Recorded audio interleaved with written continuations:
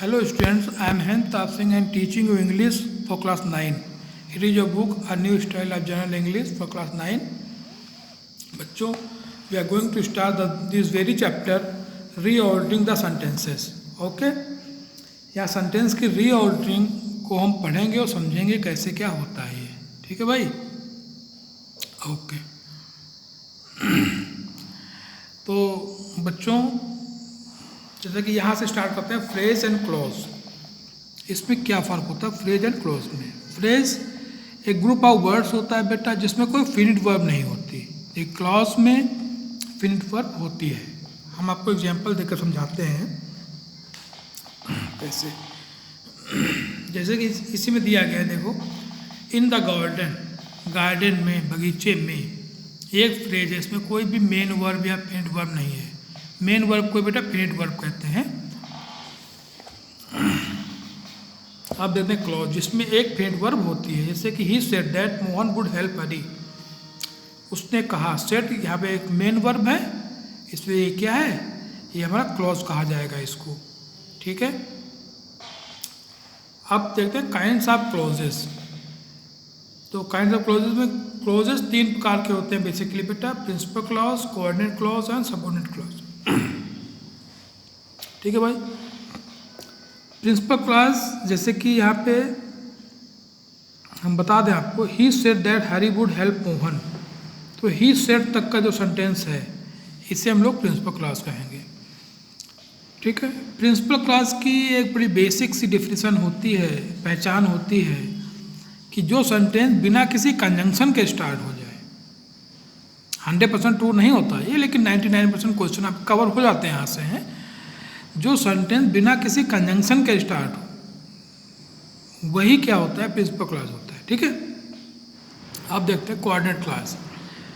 Coordinate clause जो होते हैं कोऑर्डिनेटिंग कंजंक्शन से मिलकर बने होते हैं. जैसे बट, ईदर, नीदर, हाँ, और, सो, इस प्रकार से. जैसे कि Hari came here but Mohan went to Agra. Hari यहाँ आया था लेकिन मोहन आगरा गया था.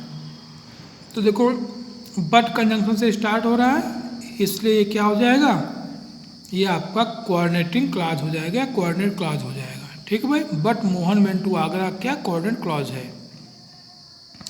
आफ्टर दिस देखते हैं बेटा सबऑर्डिनेटिव क्लॉज, या सबऑर्डिनेट क्लॉज भी बोलते हैं इसको. ये बेसिकली सबऑर्डिनेटिंग कंजंक्शन से स्टार्ट होते हैं. जैसे क्या if, whether, after, before, so many subordinating conjunctions. तो ये सबऑर्डिनेटिंग कंजंक्शन से स्टार्ट होते हैं subordinate clause. If you work hard you will pass. देखो बेटा इफ़ से स्टार्ट हुआ तो यहाँ पे क्या हो जाएगा, ये इफ़ यू वर्क हार्ड एक सबऑर्डिनेट क्लॉज हो जाएगा. थोड़ा सा और बताते हैं आपको, फिर से बता दें कि प्रिंसिपल क्लॉज जो होता है बेसिकली या यूजुअली वो बिना किसी कंजंक्शन के स्टार्ट होता है. ठीक है भाई. ओके.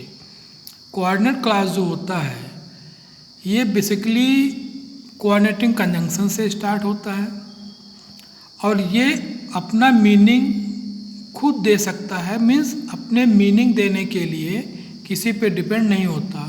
मीन्स अगर कहीं पे कोऑर्डिनेटिंग क्लॉज लिखा हुआ है तो उसके पढ़ के आप उसका मीनिंग समझ सकते हैं क्या है. ठीक है भाई. फिर देखते हैं सबऑर्डिनेट क्लॉज. सबऑर्डिनेट क्लॉज जो होता है सबऑर्डिनेटिंग कंजंक्शन से स्टार्ट होता है और ये डिपेंडेंट क्लॉज होते हैं. मीन्स अगर कहीं सबऑर्डिनेटिंग कंजंक्शन से कोई सेंटेंस लिखा हुआ है और आप उसको कंप्लीटली समझ नहीं पाएंगे जब तक कोई दूसरा क्लॉज उसके साथ ना जोड़ा जाए. ठीक है. जैसे यहीं पे एग्जांपल है, if you work hard you will पास. यदि तुम मेहनत करोगे तो आप पास हो जाओगे. तो ये जब आपने ये जोड़ा यू विल पास तब जाके इसका कंप्लीट मीनिंग निकल के आया. Otherwise anyone would not be able to understand the complete meaning or the hidden meaning of this sentence. तो ये बात हुई. अब देखते हैं आगे हेडिंग दी गई है kinds of subordinate clause. Subordinate clause के भी तीन प्रकार होते हैं. ये तीन प्रकार के होते हैं, noun clause, adjective clause, adverb clause. ठीक है भाई. नाउन क्लॉज क्या होता है, सेंटेंस में जहाँ कहीं पे एक कोई सेंटेंस आएगा और नाउन का काम जब वो करने लगेगा तब उसे नाउन क्लॉज कहेंगे। जैसे I told him that I would not go there, मैंने उससे कहा था कि मैं वहाँ नहीं जाऊँगा। तो देखो आई टोल्ड हिम, मैंने उससे कहा था। आप पूछो उससे क्या कहा था, जैसे आप पूछेंगे क्या कहा था तो निकल के आएगा I would not go there. इसका मतलब ये नाउन की बात कर रहा है और नाउन की जगह पे आया है। जब वो नाउन की जगह पे आएगा तो उसे नाउन क्लॉज कहेंगे। ठीक है, फिर देखते हैं एडजेक्टिव क्लॉज। एडजेक्टिव का मीन्स ही होता है किसी की विशेषता बताना। क्यों भैया, हिंदी में इसको विशेषण भी कहते हैं। तो जब ये विशेषता बताता हुआ कोई सेंटेंस आएगा तो उसे एडजेक्टिव क्लॉज कहेंगे। जैसे आई लाइक द साइकिल, मुझे साइकिल पसंद है। अब साइकिल की विशेषता है बेटा विच माई अंकल गिव मी, जो मेरे अंकल ने मुझे दी थी। इसका मतलब ये सेंटेंस है ये साइकिल के बारे में कोई बात कर रहा है, साइकिल की विशेषता बता रहा है कि साइकिल ये आम साइकिल नहीं है, ये वो साइकिल है जो मेरे अंकल ने मुझको दी थी, इसलिए इसे हम एडजेक्टिव क्लॉज कहेंगे। ठीक है बेटा, नेक्स्ट पेज पे देखते हैं adverb clause. Adverb clause, adverb को बेटा हिंदी में कहते हैं क्रिया विशेषण। क्या कहते हैं? क्रिया विशेषण। इसका मतलब क्या हुआ कि जहाँ पे वर्ब आएगी, क्रिया आएगी, उसी को ये क्या करेगा, डिफाइन करेगा। जैसे Hari passed because he worked hard, Hari ने मेहनत की, पास हो गया। लेकिन क्यों पास हो गया? बिकॉज, क्योंकि ही वर्कड हार्ड, उसने मेहनत की थी। अब देखो पास हुआ, पास होने के बारे में बताया गया कि पास वो कैसे हुआ, क्योंकि उसने मेहनत की थी। ठीक है, तो यहाँ देखो वर्ब की विशेषता बता रहा है, तो इसे हम लोग क्या कहेंगे, एडवर्ब क्लॉज। ठीक है, और काइंड्स ऑफ सेंटेंस हम लोग कल पढ़ते हैं। तो बच्चों करना क्या है आपको, आज जो आपने फ्रेज पढ़ा, क्लास पढ़ा, फिर आपने जो है काइंड्स ऑफ क्लॉज पढ़े, फिर काइंड्स ऑफ सबऑर्डिनेट क्लॉज पढ़े, तो इनको अपनी कॉपी में नोट डाउन करना है।